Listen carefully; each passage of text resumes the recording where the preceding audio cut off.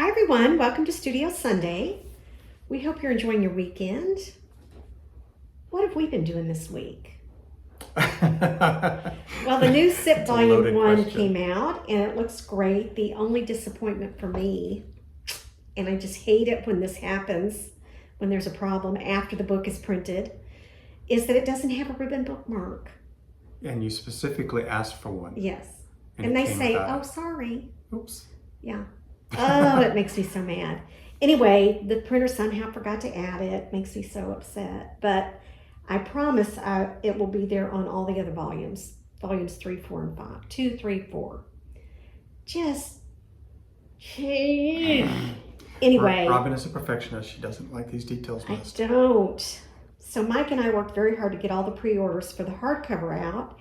Everything is boxed and many have shipped. The remaining orders will ship tomorrow.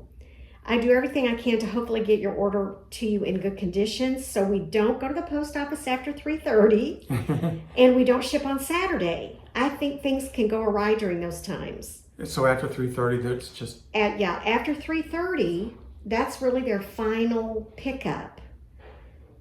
And so sometimes I think things get shoved aside or they get thrown in with other stuff, and on Saturday I think it's a free-for-all, so we never take stuff on Saturday if we can help it. Yeah.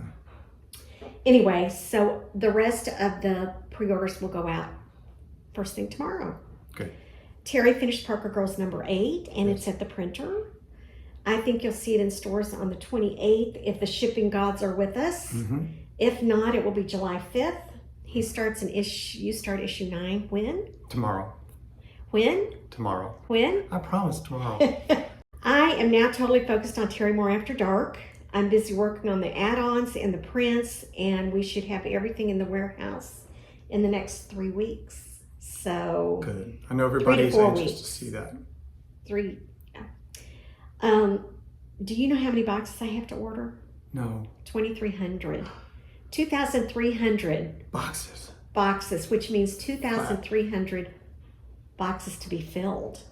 Well, they ship flat. You put them together, fill the order, tape it all up, and then somebody drops it to the post office. You were Mike, not me.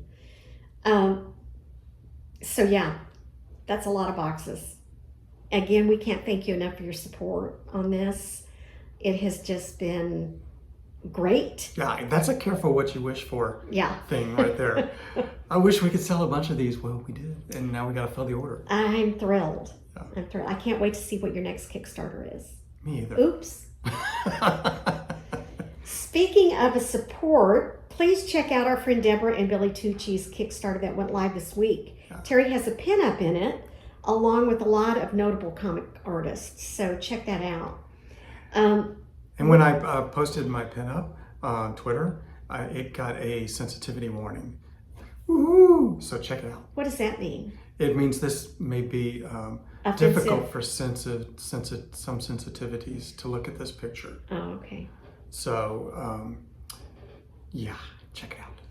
Okay, well, we expect After Dark to ship to us on July 9th, and we should have it in about a week later. It's coming from Canada. A week, if we're lucky. We'll start knocking out rewards the minute they arrive, but please be patient. Like we said, 2,300 orders. Yeah. We don't have a huge support staff, so we think it'll take 5 to 6 weeks to get all the orders out. And if you snagged a commission from Terry, you'll be hearing from him in the next couple of weeks to start figuring out what you're going to do. Yeah, like asking people what they want. It's been a while since you did any commissions. I know, it really has. How do you feel about that? It'd be nice to be doing something fresh like that, because now it'll be fresh for me. Yeah, I mean, I bet it's been 10 years. No, I was doing commissions last year for shows and stuff. Not commissions. Mm-hmm. No. When's the last time I did a commission? These 11 by 17 ink commissions you haven't done in a long time. I bet it's been at least 10 years. What? It may have been longer than that. Robyn. Terry. Robyn. Terry. Trust me on this. Okay. Well, these are rare then. One last thing, please complete your surveys for the Kickstarter as soon as possible. We're locking orders tomorrow, which means no changes to your order. If you have an address change or you want to add an add-on, today is the last day. We have 51 people who have not completed their surveys. Hurry, people, hurry! Come on, guys. So anyway, that's all I have. Do you have anything to add, Mr. Moore? I have spent the last couple of days putting together Strangers in Paradise Book 2 for the book market. Volume 2. Volume 2. And I think of it as book 1, 2, 3, 4. So I'm on 2 and I'm finished and I'm proofing today. So And that has Francine on the cover. it has Francine on the cover. Yeah, so it's really been amazing to go through the pages one by one and retrace that whole story. Are you sick of it? No, I want to read it again. But I have noticed that how much the art style has changed over the years. Yeah, incredibly. And the art really changed. I like the early stuff though. I know it's not technically correct a lot of times, but I like the big fat lines and, you know, It was the the most- kind of loosey-goosey. It was mostly, It's kind of Paul Popish in a way. well, because Paul works with the brush and I worked with the brush on those days. And these days it's more fine line stuff, but back in then it was just brush. And so you have big impactful Yeah. drawings. So, Okay, Yeah. well, let's get on the hot seat. I have a couple of questions for you today. okay. First question. Where do you get your inspiration? Does it run hot and cold? I seem to be on one day and off the next. How do you maintain focus day after day? There's a Lots of Dr. Pepper. lots of Dr. Pepper. There is a biorhythm to it. And you have to accept that, it's just like as if you were doing something physical. You have good days and off days. So the way to keep inspiration is to keep feeding your brain. Stay in tune with the world, learn about the world, learn about people. That never ends. And that's where the inspiration comes from. You hear a story today and it sets your mind thinking about the alternatives or the other version. Well, I know when we were in Lake Como and Paris, you were saying, wow, I'm just soaking this in. Yes. So, Yeah, you get so inspired by the visuals around you and the things you see that are different. Or it could be, I read somewhere recently that creative people have imaginations that are just always turned on. And it reminded me of a chapter in Stephen King's book on writing about how he stopped to get gas and he wandered in a rural setting. And he wandered to the side of the gas station and there was a little stream and he went over to look at the stream and he almost slipped into it and fell in. And it started his mind working. What if I had slipped into the stream and got carried downstream and nobody knew where I was or whatever happened to me? That all they know is I pulled into the gas station and disappeared. And that's how his mind works. It's not definitely grounded all the time. You let it wander. And so how do you maintain focus? You don't. I think what happens is you try to learn to let your mind, your imagination run wild. And then when it's time to pull it into the page, you stay focused on the task. Okay, now I'm going to draw Stephen King at the creek. And I'm going to think totally about the creek. What could happen at the creek? And so you focus on the creek and the scene and take it one at a time. And then tomorrow, if he ends up in a baseball field, you think about that tomorrow, Yeah, I'm thinking, okay, creek to So baseball you field. just think about the page you're on. I think about the page I'm on and what can I do to make it better. And that's where I get into trouble sometimes. I've told you before, I'll write a script and then when it's time to draw it, I'll get on page 1 and have a better idea. That's what you're hoping for. Every time you work on the page, you're hoping for a better idea. I have the luxury of that because I write my own pages. If my script had come from Mark Wade, I don't touch it. You draw what Mark wrote. But because, I'm just off the leash, anything goes. Yes, you are. Off the leash. Be nice. Okay, next question. I've had a lot of these come in lately. What's next? Parker Girls will be ending soon, and I was wondering what's up next. Do you have any ideas? Yes. Robyn and I talk about this a lot. I can safely tell you that I will regroup and I will be doing the commissions, of course, so that'll take a period of time. The commissions for the Kickstarter. I'll be drawing those like crazy once I finish Parker Girls. I really only have 2 issues left of Parker Girls to draw and put out. And so once we get past Parker Girls and Kickstarter, the commissions, I'm free. And I'm really giving a lot of thought into what I'm going to do next. I don't think I'm going to do another series on a deadline. I think I want to make a more like a 60-page or 80-page story. And what that is totally up for grabs right now. And where it comes from is totally up for grabs. So it's a lot of dangerous thoughts over here. Oh boy. That's all I can tell you at this point. I'm just going to let you keep talking, get yourself in a hole here. I'm going to go to Tibet and think about it. Okay, well, that's it for me. I'm going to go enjoy my garden for about 15 minutes before I start roasting. Yeah, it's hot. I have babied it all spring, and it'll be 100 to 102 all week here. So I'm giving all the plants a big pep talk and a little extra food and water and telling them we're going to get through this together. So For about 3 months of the year, we live on the sun. yeah. So what are you drawing today?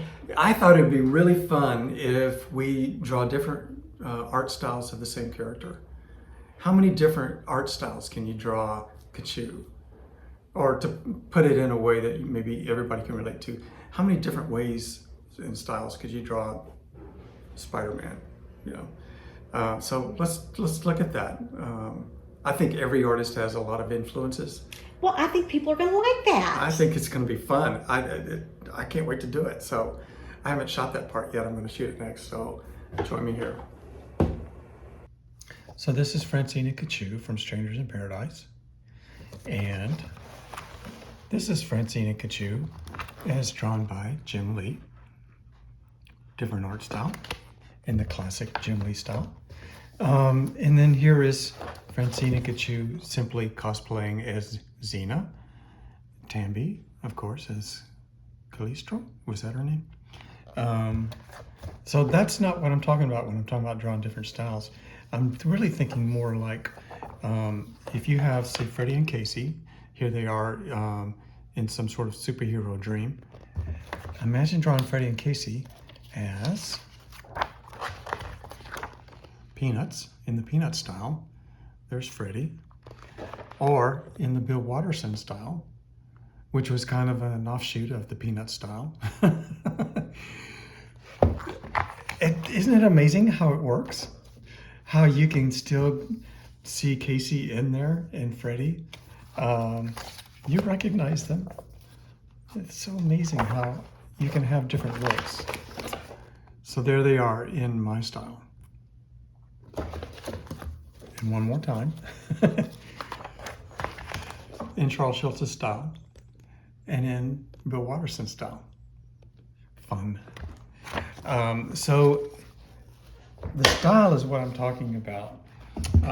Not just like, oh, here's Francine cosplaying as Snow White.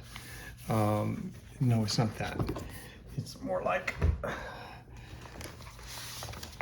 here's Kachu as it is in Disney style, having a bad dream that she wakes up from and goes back to my style. Disney Kachu, Terry Kachu. Fun. A better shot of the Bill Watterson Casey. Bill Watterson, Casey, and Freddie. Versus Terry's Freddie. Oh, and there I am making guest appearance. When I'm sketching, I tend to sketch more simple like this. So that,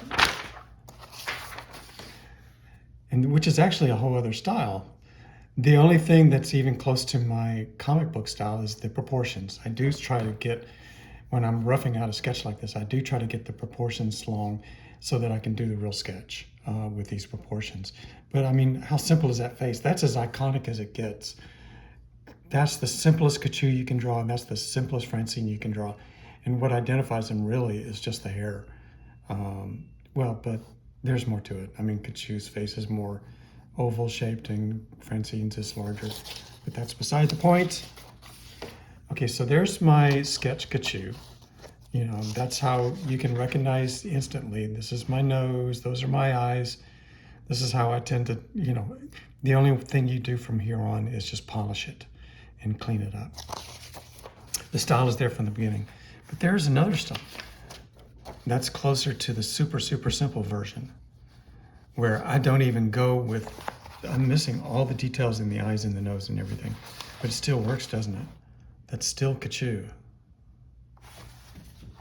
This is actually a prelim for, it's a prelim for that.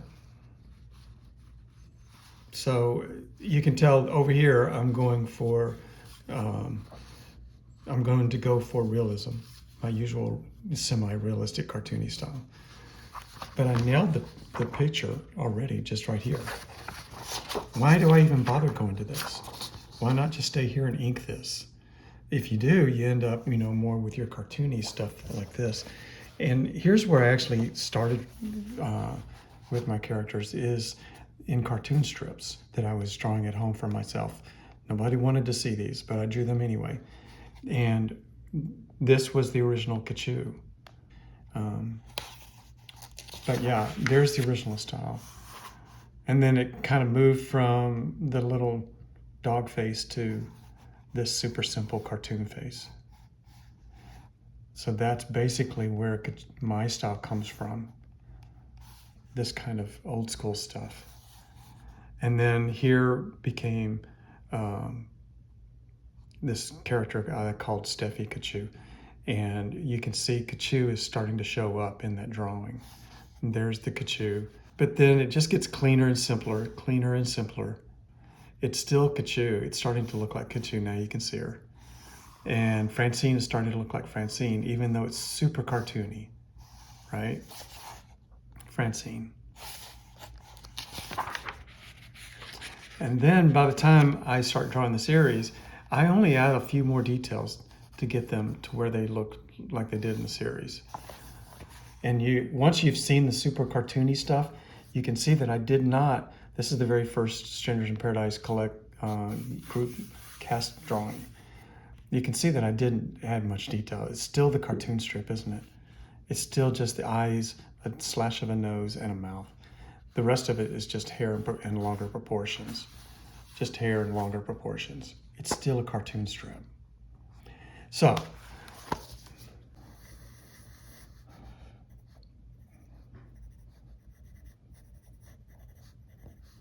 okay, that could be anybody right now. If I want it to be Freddy, I add the Freddy hair. And the little Freddy snarky smirk. If I want it to be my character Kachu, strong dark eyebrows, cute nose, that little half smile that says, I know what you're thinking, or I know what you mean. I know, I can read you like a book. And then hair. So that's basically a cartoony Kachu right there. Francine, the girl with the big brown eyes. And immediately the expression changes with the more empathetic eyebrows. And just the half benign smile is if you just want to be simple today. Fuller face, and then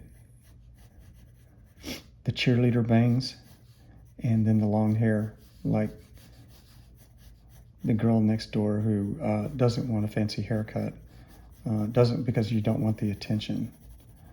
Just simple straight hair is fine. That's kind of what I think when I'm designed her. So there you go. 3 different faces built off the same cartoony start. If you start with the circle, and then get the eyes. The minute you start adding the next feature, everything changes. What you do here, if I want to draw a maniacal evil scientist, I can do the button nose, or we can do, there's the classic cartoony nose right there, isn't it?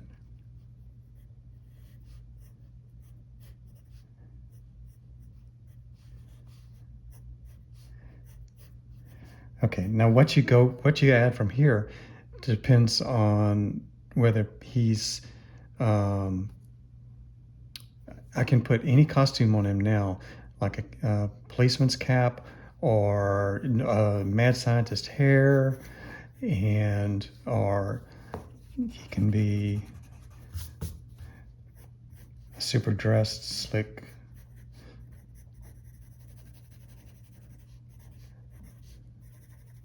Politician, car salesman, whatever. Or I'm going to stick with this to show how you can get everything from one face.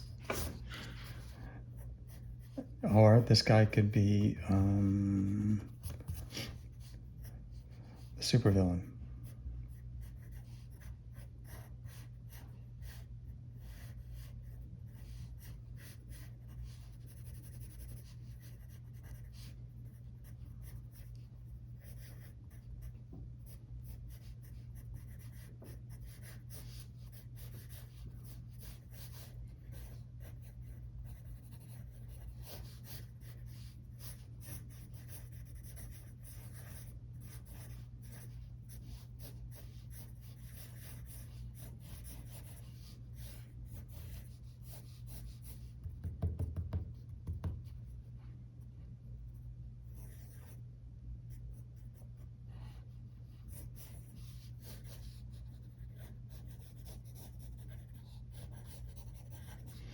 Okay. How do you do the Disney style?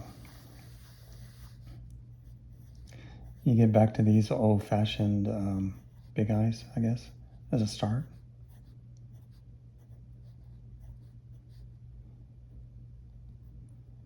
And that 1940s little button, that little curve nose thing here. Big mouth.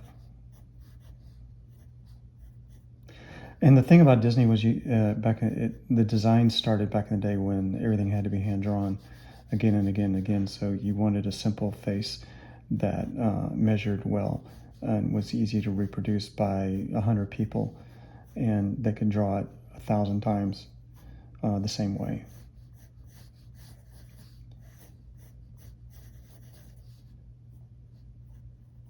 So that's why you had one line for an eyebrow, one simple line, not a bunch of detail on the eyebrow, one line, and then a simple detail on the eyes, like that, simple mouth.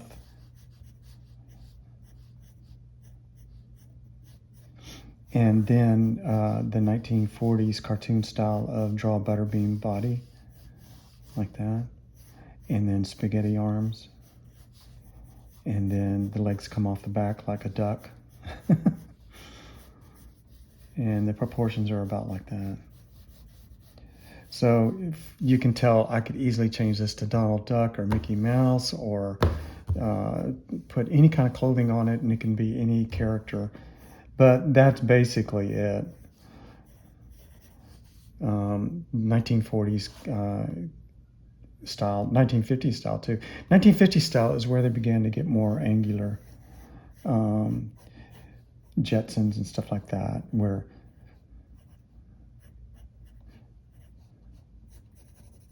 you could get characters that might look like that. But even the Jetsons had bean bodies, right? And then longer legs.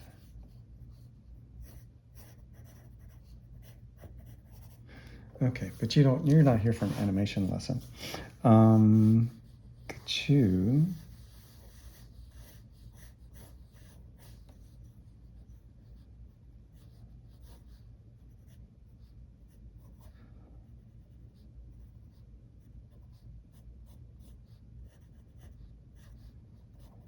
with her Audrey Plaza look.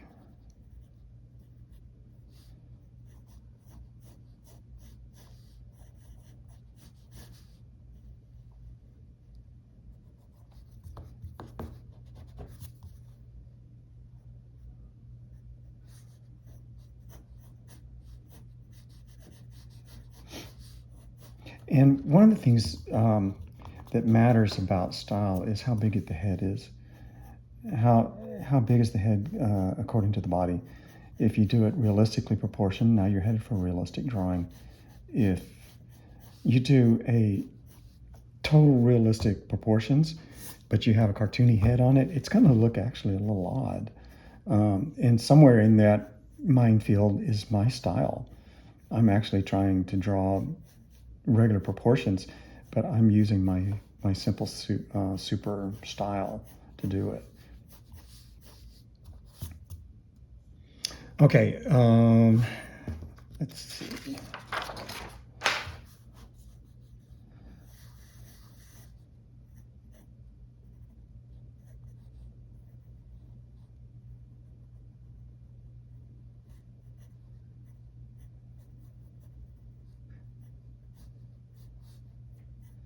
Okay, that's simple cartooning. And that's, I think that at first you may think, okay, Terry, that looks like, you can see my style in there, but it also looks kind of American. It looks kind of archy, but I could do a little tweak and it would look manga, which I love.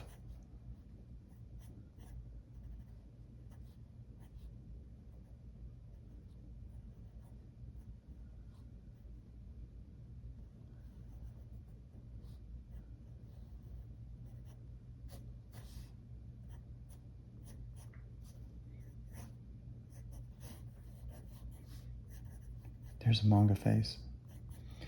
Doesn't have to be yelling. It could be in anything, but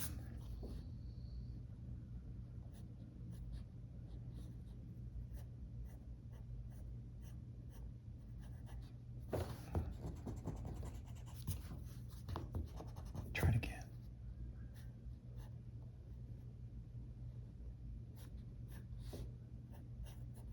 You have to change where you put things. It's a different design. So you move the ears back to make it work and all that.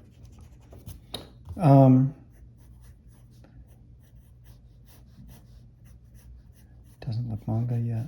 Hang on.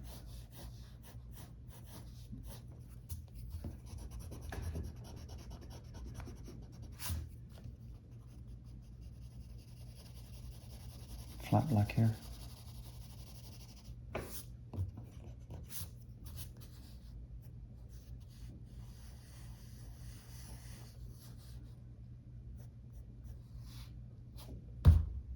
See? More manga based, more American based. And then I add my little thing of, oh, I always like these little red noses. That's my little thing that I add on. I'm sure a lot of cartoon somethings have them, but that's what I did.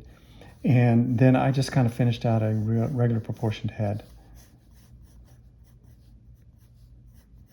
If you pull the neck, if you push the head forward like that, it looks like it's excitement. If you whip the head around like that,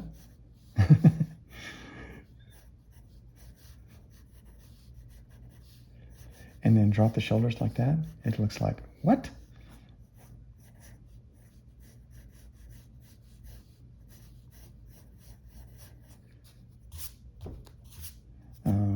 Gosh, this is fun.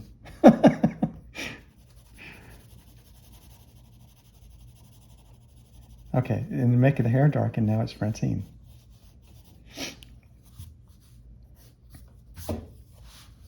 And I don't know, I just find that also intriguing. This is really what I'm drawing every single time, y'all. And then I just add detail to it. You know, if you go through my sketches and stuff like that, I erase that line there and erase these lines here, and it's basically still the nose for the line for the nose, the line for the mouth, big eyes, but just make the, instead of the big Disney cartoonish eye hole, you pull it down to little regular normal slats. And then instead of a straight line for an eyebrow, I just kind of did it with my little, like that, right? And then instead of a round head like that, I just pulled it down to a diamond, just whoop, choom, whoop. It's that simple. It really is that simple. There's no difference between this and this. It's just detail. It's just shading. There's the nose. You want me to fix this? Watch.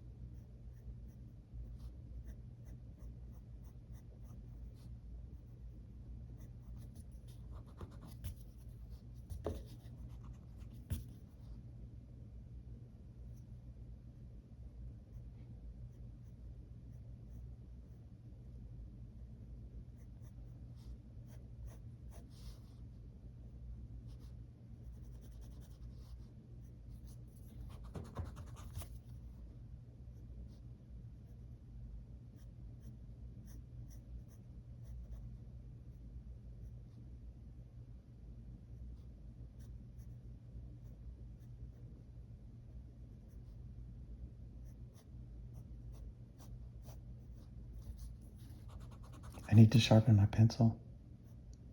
I don't want to stop.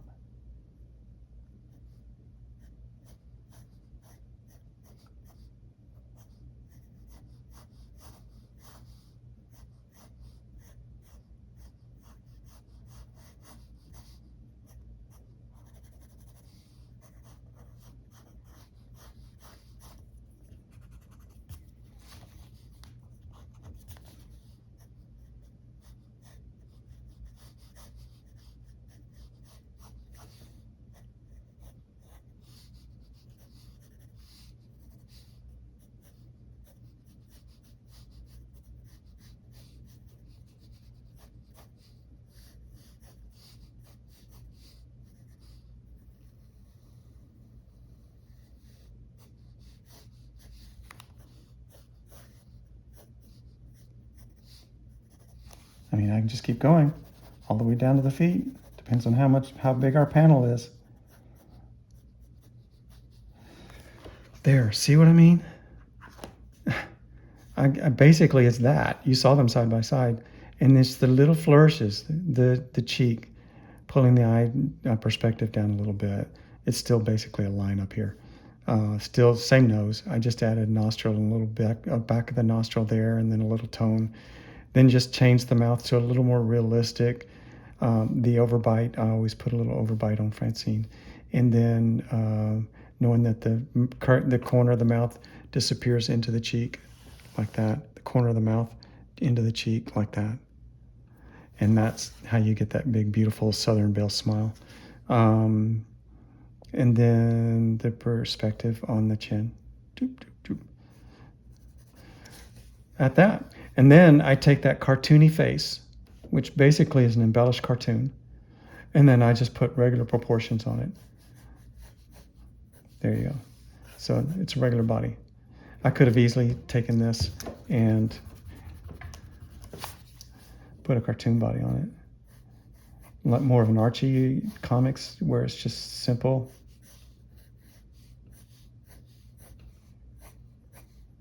So you'd have, smaller arms, unrealistic here, unrealistic body, with the old-fashioned 1960s bubble hips. You had to have these bubble hips to be a starlet in the 60s, yeah. So anyway, that's basically how you do the regular cartoon. cartoony stuff. I reject all that. You can tell that I'm making fun of it. I reject all that, and then I just wanted to go with more of my style and stuff. So yeah, that's how you get my style. That's how you get this simple cartoon face that just has little tweaks here and there. Tweak on the mouth, tweak on the eyes, and then the rest of it is hair. And then this is basically the same layout, the body proportions and everything, as if I was going to do a realistic painting. But I don't do anything realistic. I just get the forms to be realistic, but then I render them in the simplest line there is. And so that's when you come back with the brush, and I am just going to brush the outline like that. And then after I brush the outline, I come in with the pen and I just add little tweaks like that. And when it's all said and done, that's how you get my style. Now that I've pointed it out to you, can you see it? Can you see I took the cartoon eyes, pulled the lid down, on the eyebrows. You know where I'm going down here with my little button nose, the little blush line, and then the rest is just hair. And basically the hair is just a bold outline, bold, bold, bold, and then some details to flush it in. And having that contrast between the big fat pen line and then the finer lines inside is a beautiful thing to the eye. That goes way back 150 years, so back to the beginning of newspaper illustration, where they did bold outlines and then used their dip pens to do the fine details inside the bold. And you can see it still in effect today. I do it, Adam Hughes does it, a lot of beautiful illustrations. That Tintin did it, bold outlines, thinner line inside for details. That's just a beautiful thing. So anyway, that's my quick trip down style lane. Hope it helps.